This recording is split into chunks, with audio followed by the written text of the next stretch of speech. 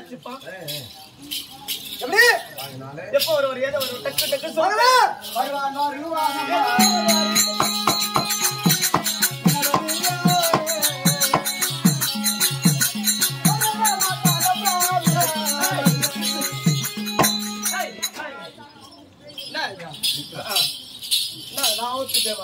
ஒண்ணு வருவான்னு சொல்லி இல்ல வருமான்னு சொல்லி இல்ல வந்துடுறான்னு சொல்லி இல்ல வரமாட்டேன்னு சொல்லி நீ இந்த மாதிரி சொன்னா எப்படி அந்த அம்மா டென்ஷன்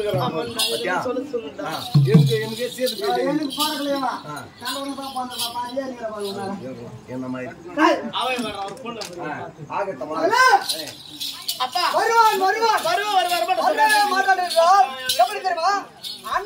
சிவனுடைய பக்தன் சிவன் பக்தன். ஆமா அப்படியா சிவபெருமான் சிவபெருமான் அண்ணவனை கோரி ஒரு விஷயம் தெரியுமா உனக்கா?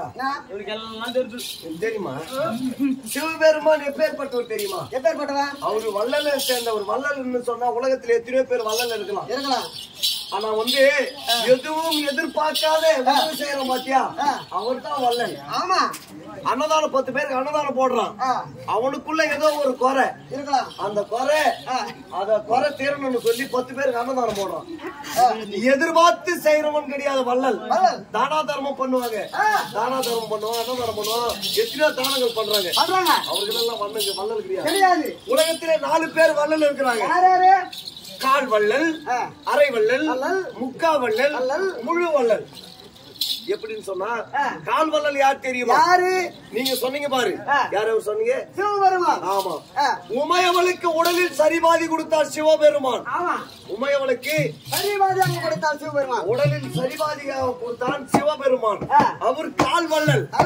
அரை வள்ளல் யார் தெரியுமா? யாருப்பாது? உடலோடு ஒட்டிய கவச குண்டலத்தை அறுத்து தேவேந்திரனுக்கு தானமாக கொடுத்தார் கர்ண மகாராஜர்.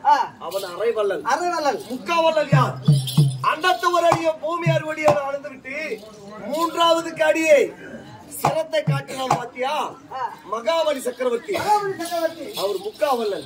முழு வள்ளல் யார்? புறாவை தேடி வந்த வேடுவனுக்கு தன் தசை அறுத்து கொடுத்தார் சிவ சக்கரவர்த்தி.